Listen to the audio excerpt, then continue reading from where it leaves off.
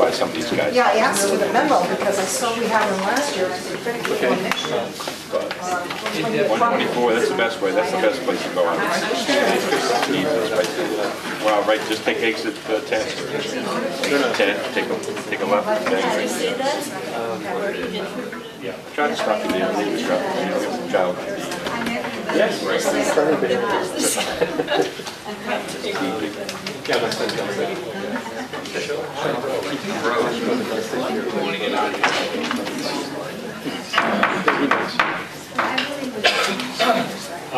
Good afternoon. Welcome to the October 5th session of the Cape Cod Regional Government Assembly of Delegates. I'll call this meeting to order, and we will begin with a moment of silence to honor our troops who have died in service to our country and all those serving our country in the armed forces.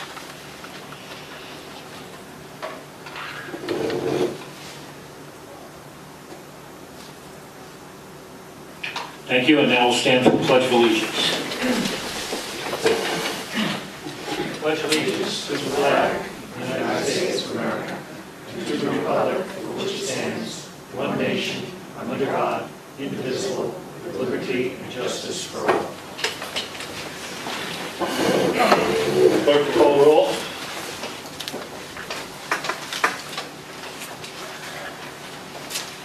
Richard Anderson. Yeah. Cheryl Andrews. Here. Ronald Bergstrom. Here. Leo Kukunis. Yep. Christopher Kanega. James Killian. Here. Marcia King. Here. Thomas Lynch. Here. Teresa Martin. Here. Deborah McCutcheon. Here. Spiro Mitrokostas. Here. John Holman. Here. Paul Pilcher. Here. Anthony Scalise. Julia Taylor. Mr. Speaker, we have a quorum with 78.11% of the delegates present and 21.89% absent. Thank you.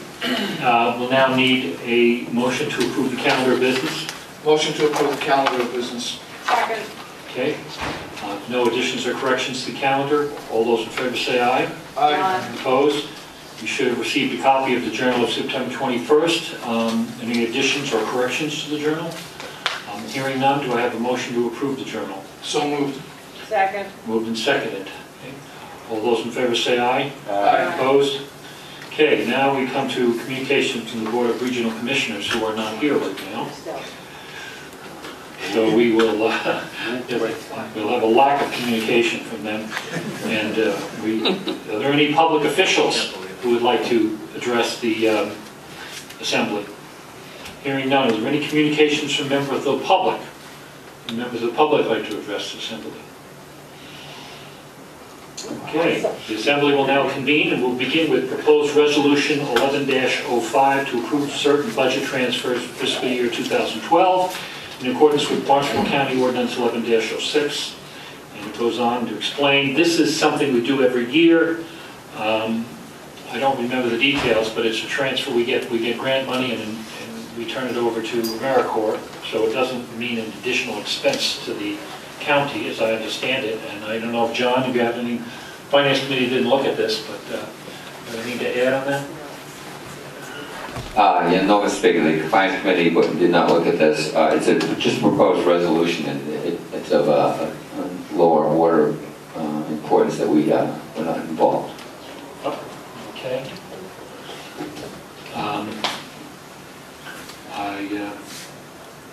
We convene. Okay, are there any comments or questions on proposed resolution 11-05? I'd like to move favorable on resolution -1105. Second. Okay, been moved and seconded. Any further comment on that? Hearing none, all those in favor say aye. Aye. Opposed?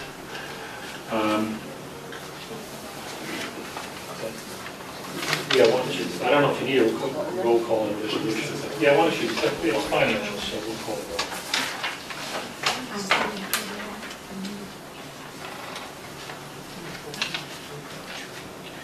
Richard Anderson. Yes.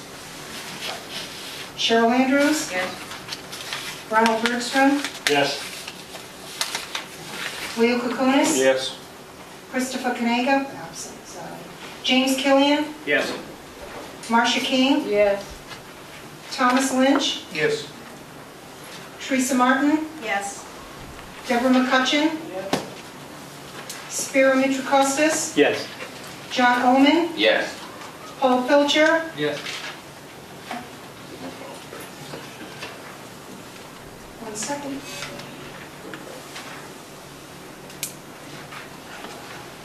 Mr. Speaker, the resolution passes 78.11%, 21.89% absent. Okay. At this point, I wondered if we want to suspend the rules to hear from Commissioner Doherty. No. See how popular he is. There's no truth to the rumor that I'm doing a hatchet job in Assembly. Well, I could unconvene the assembly, I guess, is what I can do, is we'll run through we have any reports from committees? You want to give a report, John, or do you wait till? Thank you, Mr. Speaker. Today, the Finance Committee met for an update on Treasurer's report for the General Fund with Mark Zelinski in regard to the fact that we want to know how the shortage of fiscal 2011 was handled by the county and what exactly it was. He presented us a PowerPoint presentation in a very thoughtful and complicated way to let us know that when all is said and done, we, as a county, were $337,624 in the red at the end of fiscal 2011. And that money was taken out of the general fund balance, which was currently at about $5.23 million, and now will be at about $5.01 million. Something for those numbers. The most important thing to know is that we do have a cash balance that's available to us for those matters. So the Finance Committee did not take a vote on anything. We just listened and we're satisfied with his explanation on how we got to the final balanced budget of 2011. Thank you. Any questions? Just, Yeah, Cheryl? I don't know if any of the delegates ever served on, oh, sorry. I don't know if any of our delegates have ever been Finance Committee members. I was not, so I'm not an expert on how it works for municipalities, but I thought if they had to do that kind of movement of money, you'd go back to the town meeting. So I'm wondering if the commissioners were able to spend from that fund without another visit back here to explain that and ask for that vote. Does anyone know? The question, I think that question was asked, and because of the nature of the general fund balance, it's not encumbered in any sort of a reserve fund. So the executive director and the commissioners have some leeway to take that money out. I guess $5.23 million the commissioners can spend without No. any? No. Well, that's the fund you mentioned. The $5.3 million is not all unencumbered. From what Mr. Zelinski said, some of that has been expended by us. It has been appropriated by us. Almost half of it has been appropriated by us, but yet unexpended, so it sits in that fund. Well, I guess what I'm getting at is I'm just trying to understand who does what. It still leaves the idea that $2.5 million is available for expenditure by the county. I can jump in Right. just for a minute. Is that Thanks. as the current practice is, and I'm not defending it, but the current practice is that we appropriate money to cover expenses. They incur additional expenses. They have to come back to us. If they want to spend another $50,000, they come back to us with an ordinance, and we endorse that. But the current practice is that they need extra money for things we've already endorsed.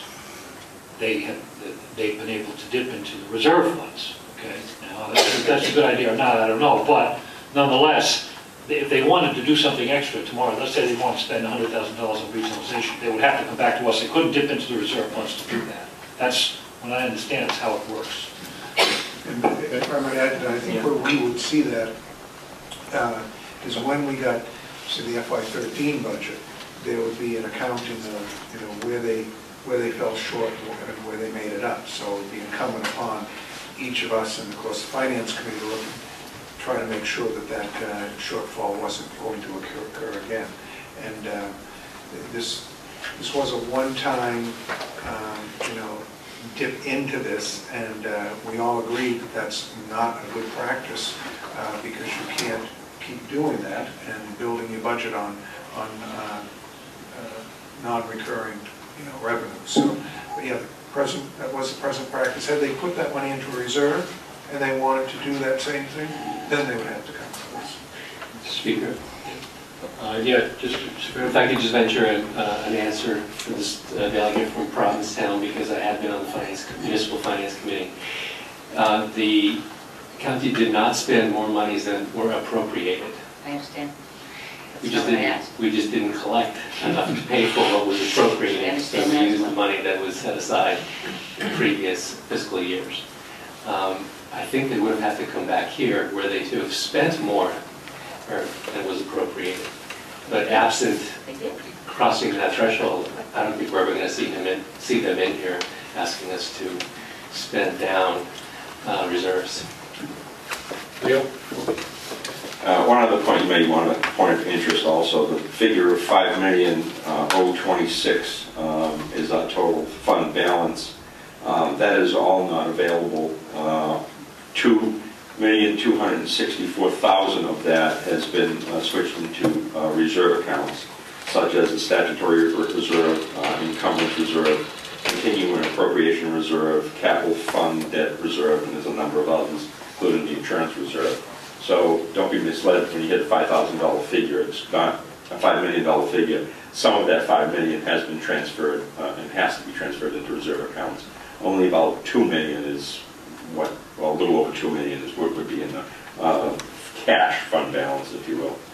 The other thing that I would like to also mention too is there was some savings, although there was a projected, not a projected, but a unanticipated shortfall in revenues.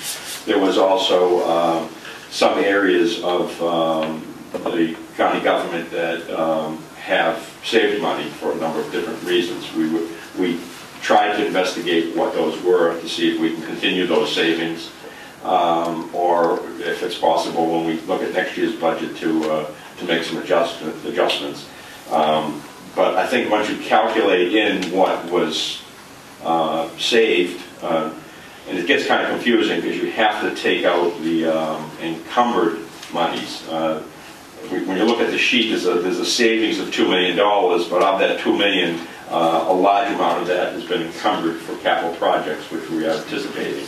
So you have to take out the encumbrance.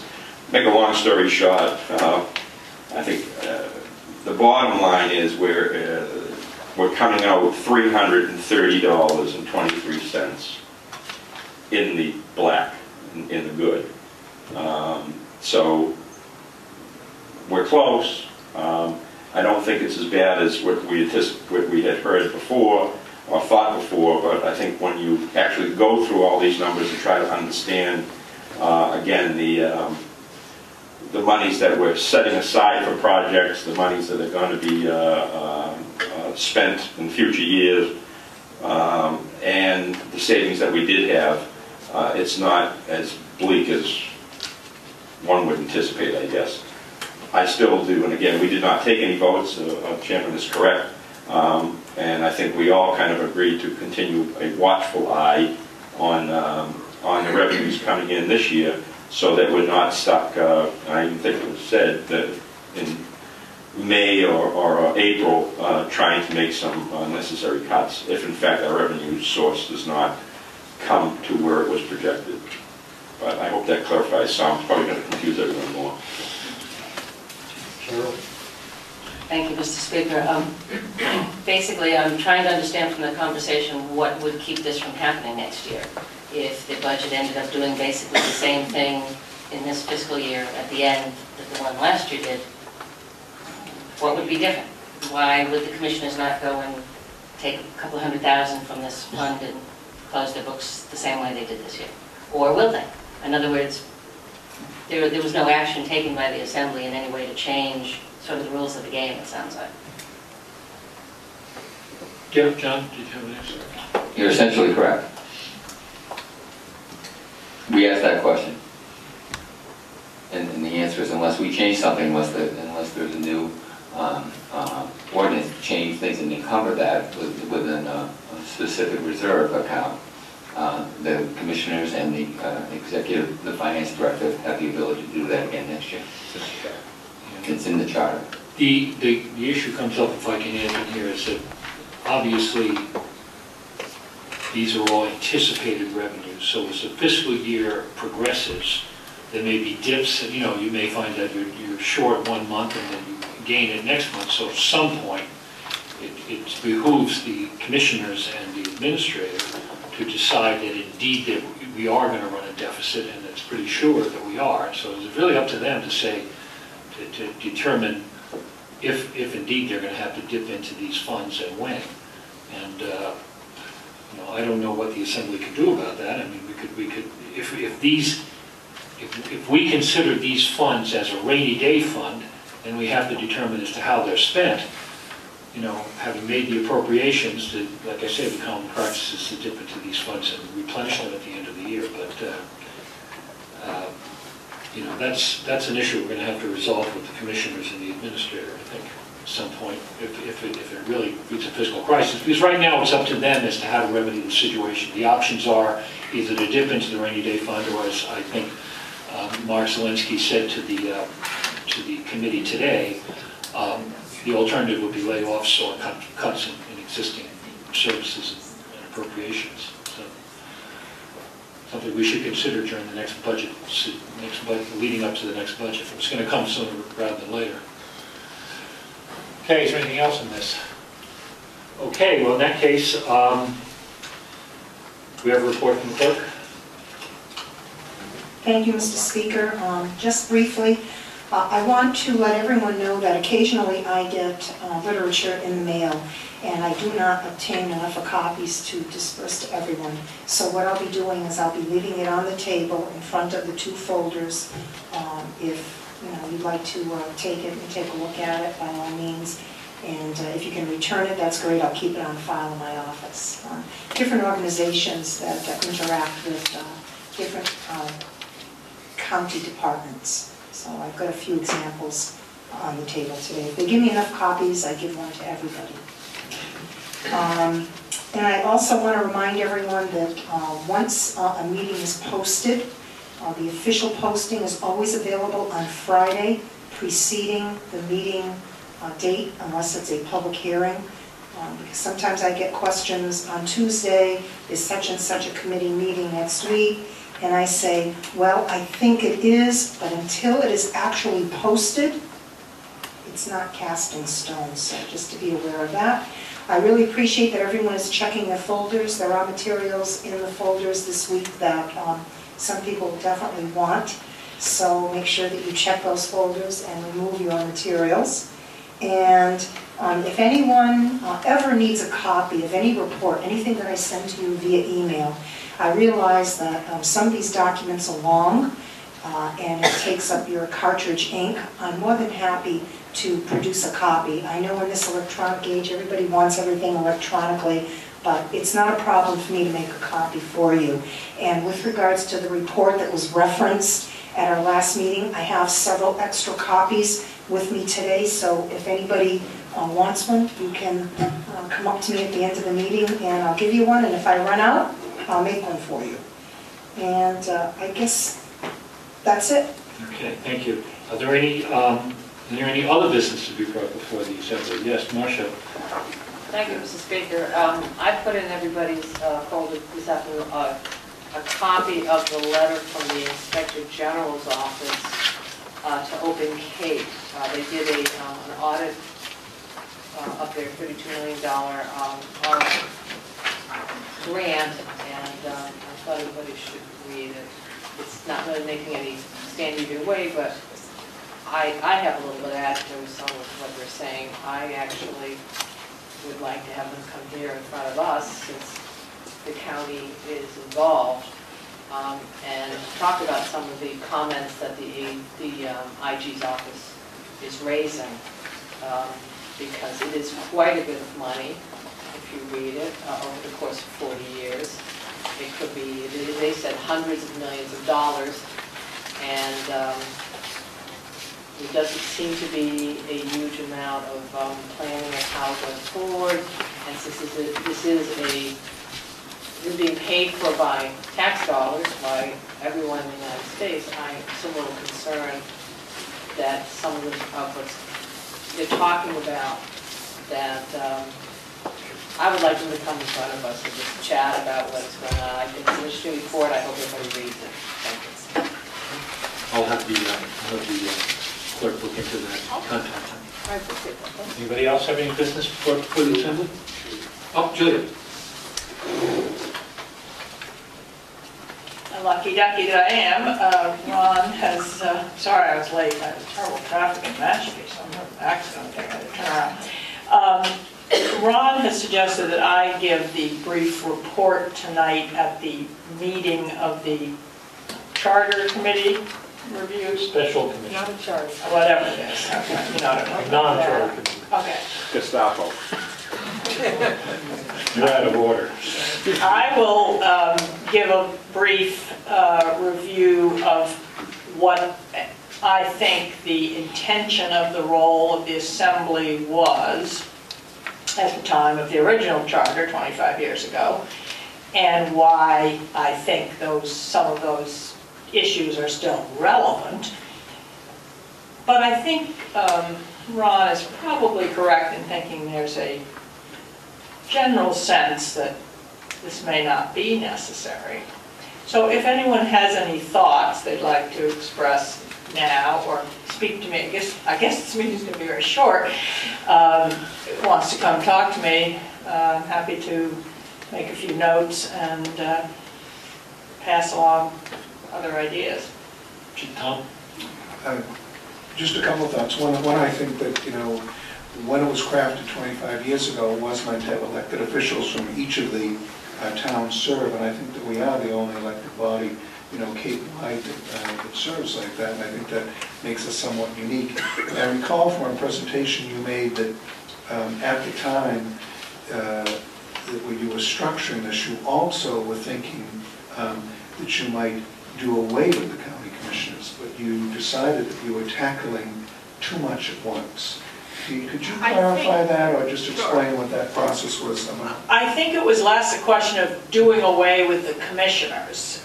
There's got to be some executive. Now, whether that's going to be 3 commissioners, 1 elected official, 1 appointed official, those were all possibilities.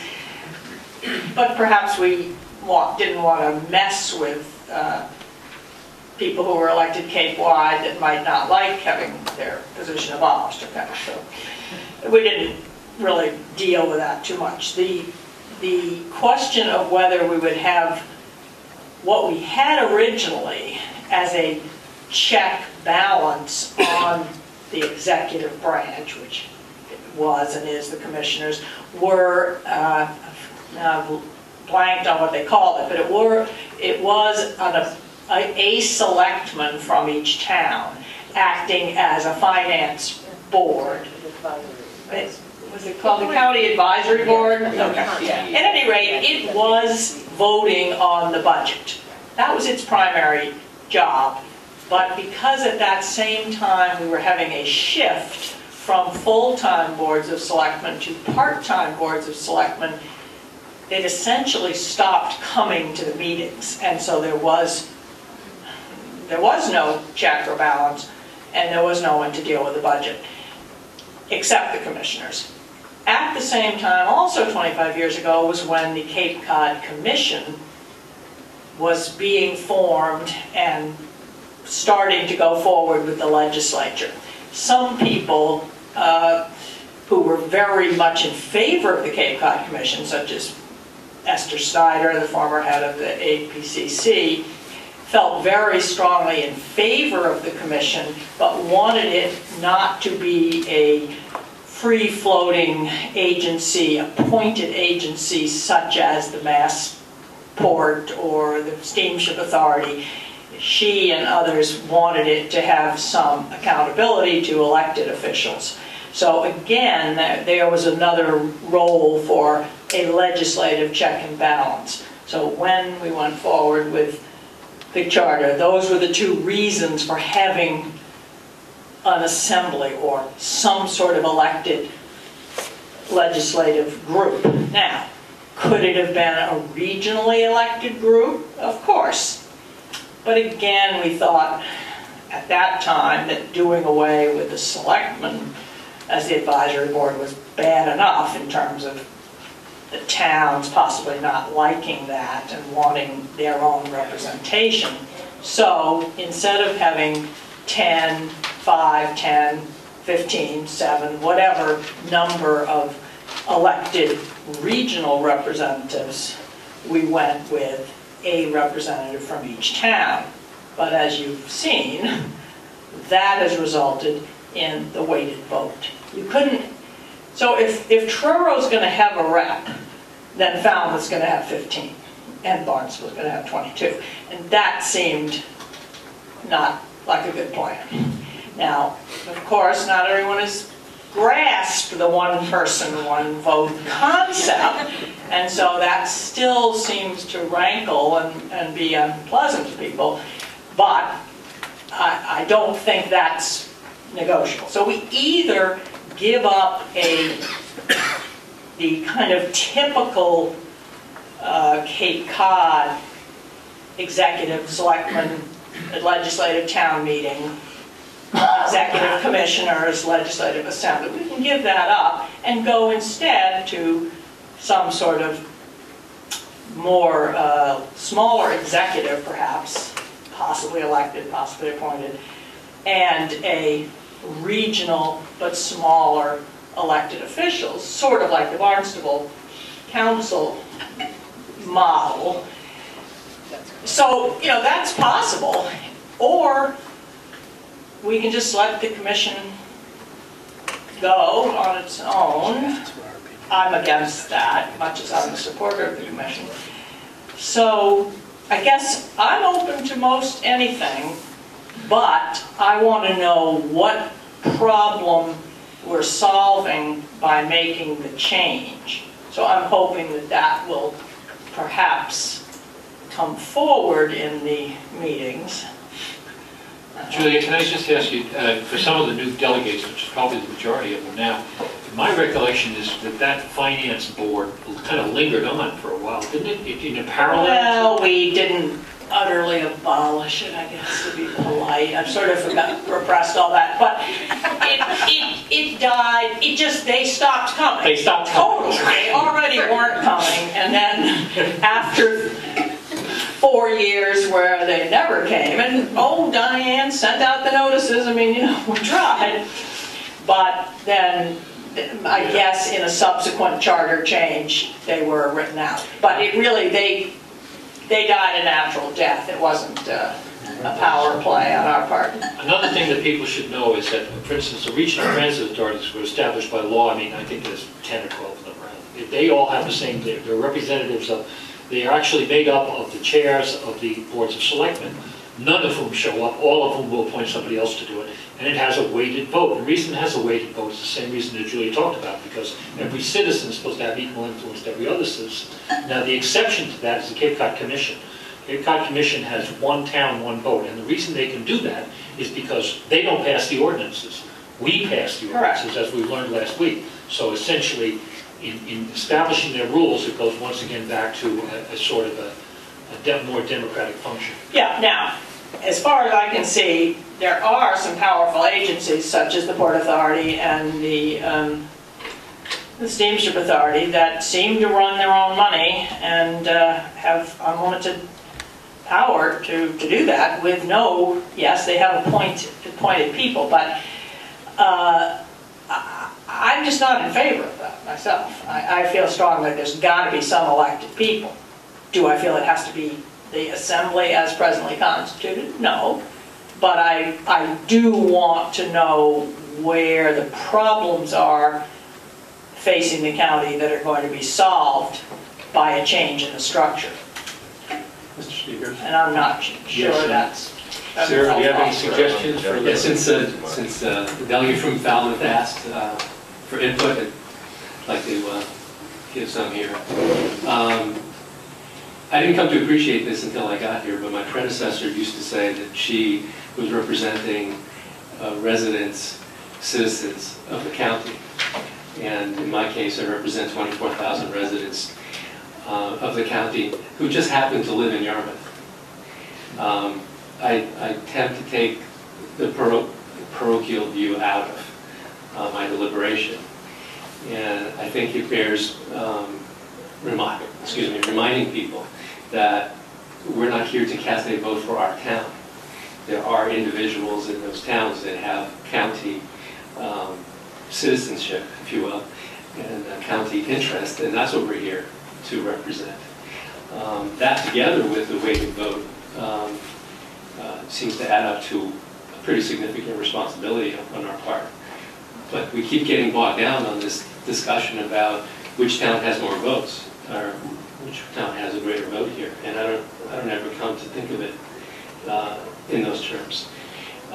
So if we could draw the conversation back away from the weighted vote creating the problem and allowing folks to see us as individuals representing our constituents, county interests, a lot of that concern, I think, will dissipate. What I found strange was the conversation to date at this committee to attempt to put selectmen back in the mix was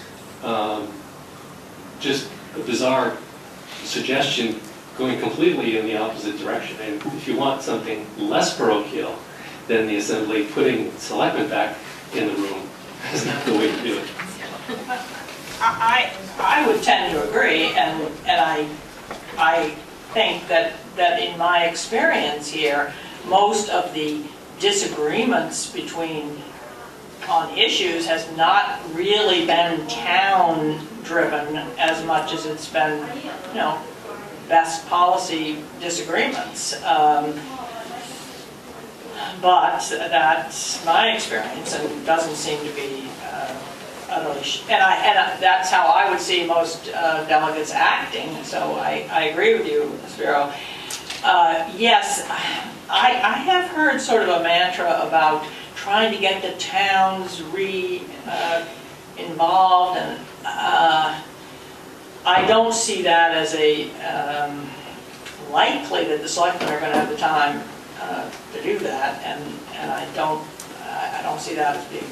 I'd like to see where can we get some money to bribe towns to regionalize. That would be what I would like to do, but I don't know where at the moment where to get that.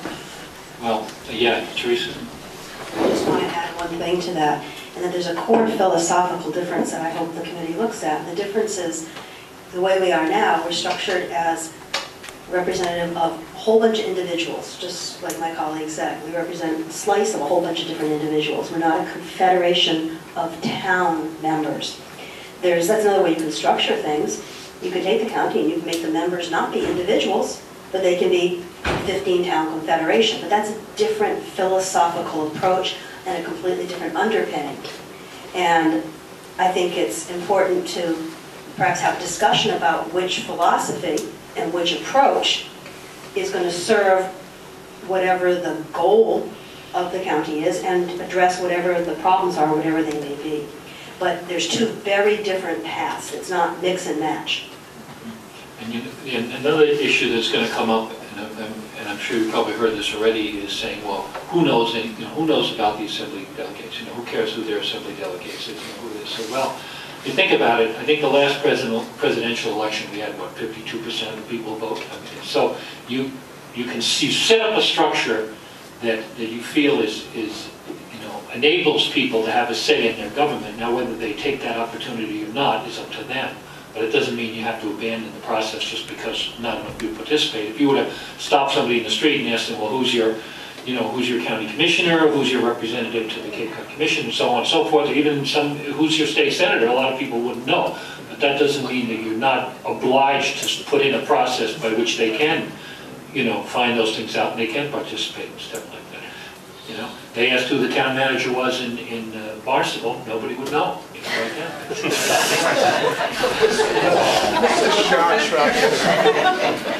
Anybody, could I ask a question? Does anyone have strong views of whether if they think a legislative group is desirable, such as this, we call it something else, have it be different, would they prefer it elected by towns as we are, or do they see some advantages to having it be regional in that, you know, there'd be the Lower Cape? I mean, it would be sort of like the state rep districts. Does anyone feel that that would be an improvement? But that would allow us equal voting. Yes, So you'd have then everyone would be an equal. You'd have 15 districts, one would run from P-Town down to Eastham, and then another one from Eastham to Orleans, and so on, until you averaged it all out. But I think that would create a electoral nightmare for the clerks. Leo is suggesting we're going too far afield here to something that's not on the agenda, but you can certainly talk to... Anyone wants to talk afterwards? Okay, any other business for the commission? Now I can, if it's your desire to hear from the county commissioners at this point, I'm not still mad at it, we can unconvene the assembly and reconvene the committee of the whole. So I have a motion to do that. So, Chair, so second. Moved and seconded. All those in favor say aye. Aye. Opposed? You're on. Well, thank you for accommodating me and bringing me back up. It was an interesting day at the county. We did a tour.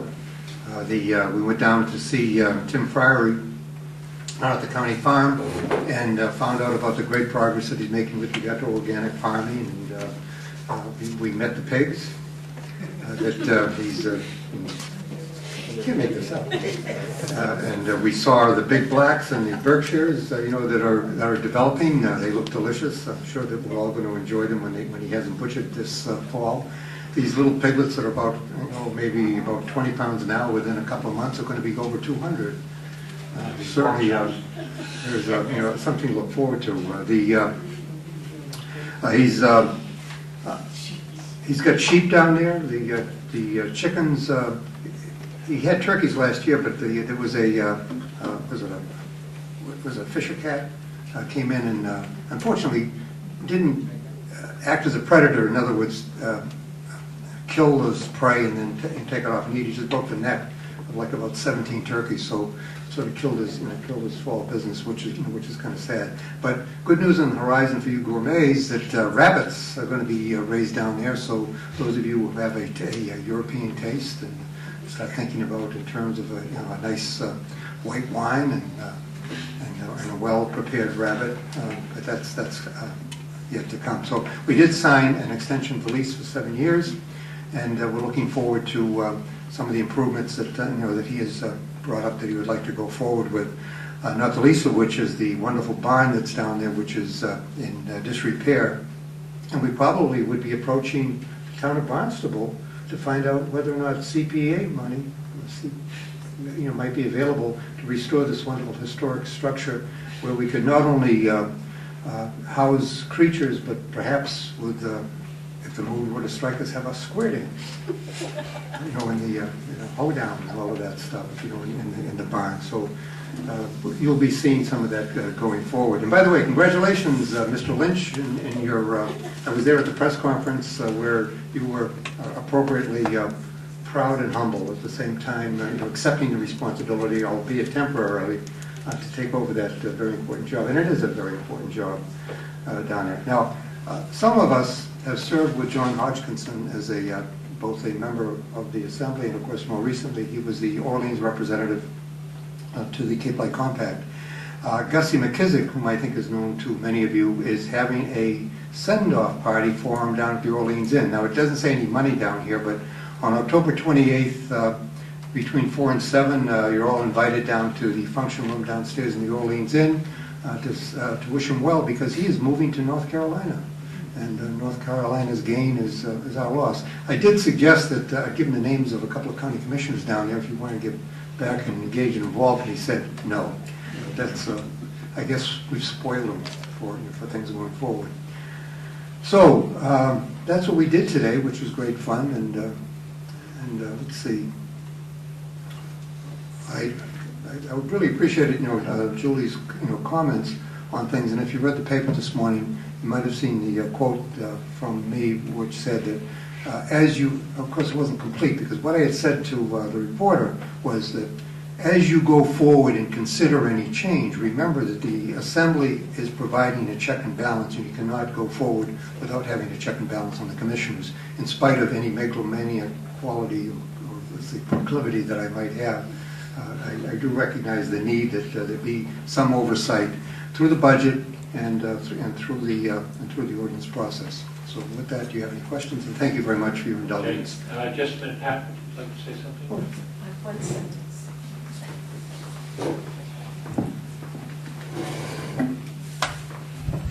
Thank you very much.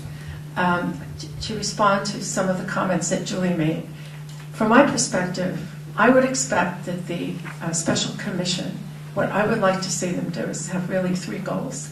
One is that whatever structure they propose, whether it's to keep the county the way it is or to move forward in some different reconfiguration, is that we end up with a county that can be strong, that it can meet the regional needs of all of the towns, and that it be useful. Yeah. That's it. Well said. All right. We're very close to getting out here in record time. Does anybody have any questions or quick comments? Marcia? Thank you, Mr. Speaker. I'm addressing to the report by the consultants for the report relative to establishing a baseline for further decision-making that you received. Are you talking about Mark Morris? Is that an MMA consulting group? Yeah, that's him. I assume you've received it because we've all received it. Can you tell me what you were doing about it? We've asked for input from senior staff, which I have not seen, and I'll confess that I did not ask about it this morning, and I had intended to. When we get input from senior staff with regard to their comments on what has been presented, then we intend to have Mr. Morris back in and conclude, and at that point, the commissions will deliberate to decide what to accept and what to reject with regard to it. I believe there's some interesting issues with regard to span of control, which I think Mr. Morris addresses, and those of us who have looked at at management practice would see some. I would have some interest in seeing some of the some of those items implemented. But at the same time, I would say that we have two other commissioners. All three of us need to consider what's been offered after we get the input from the people who will be responsible for actually delivering that, and then at that point move forward.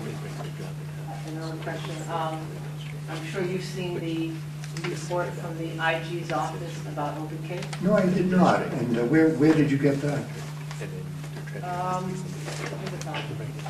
All the delegates have it. I was just wanting to comment and wanted to know what your comments were. Well, if I had seen it, I certainly would have a comment to make. However, I would remind you that the Open Cape is a 501(c)(3), and although we are providing funding in kind to that supported their successful grant application,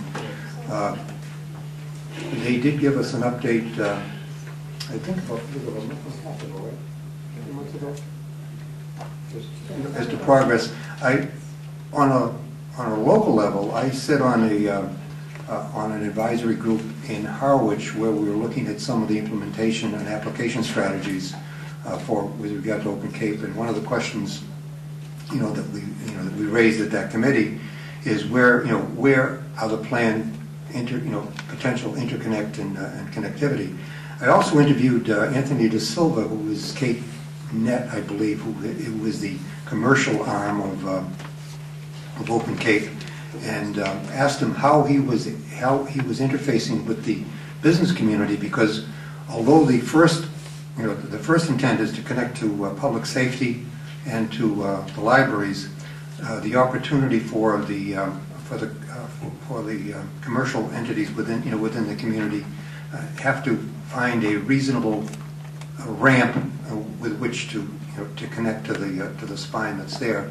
And he had pointed out that he was reaching out to the local chambers of commerce, and I believe that I sat in on a presentation at LC3 over at the Hyannis Yacht Club, great lunch by the way, that addressed his interest in connecting with the chambers of commerce, because it was his opinion that the chambers of commerce and individual communities had the pulse of the commercial activity and were in the best position to guide him as to where to make his connections in order to bring the intent of Open Cape, which is not only to supply this information highway to the public sector, but also give the, provide some path by which the commercial sector could be connected. So that's going I don't forward. want to go too far down this path because we're going to bring I'm this just up. giving a report, I'm not giving an opinion. I'm not asking for deliberation, I'm not asking for a vote. We're not prepared to do either anyway, Gus. I see that, yeah. Anything else for the commissioners? Yes, Tom? Following up a bit on the report that was done on county services and whatever, once you vet it through the, your senior staff and commissioners are satisfied with it, I'd love a workshop of some sort. I think it'd be very instructive to us to see where you're looking to reorganize, and if there's a way we can help, do that. It would be very interesting to see. On the county farm, he has done a wonderful job over there, and I know a lot of residents that use it. I understand he's got a system where you can buy in and get X number of produce every week, I believe, or something like that. And I think a lot of people do use that. I did want to clarify one thing: that Fisher cat, that actually came down the tracks from Yarmouth. That was not. You mean up the tracks from Up Yarmouth? the tracks and back down again. On a red, I just missed the time on the thing for John Hutchinson on 10/28. Well, it's on 10/28 between 4 and 7 o'clock at the Orleans Inn downstairs.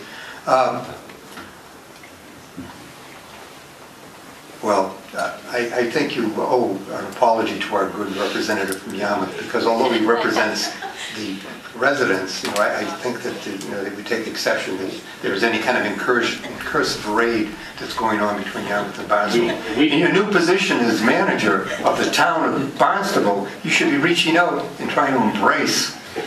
We don't have wild animals running around. I mean, you are now the executive branch My of... residents about that. No, you are now the executive branch of... Let's bring this down, not talk about how many turkeys there are in Barnstable. Well, we all know who they are. All right, are we done beating this here? Anything else? Thank you very much. Motion to adjourn. Second. All those in favor say aye.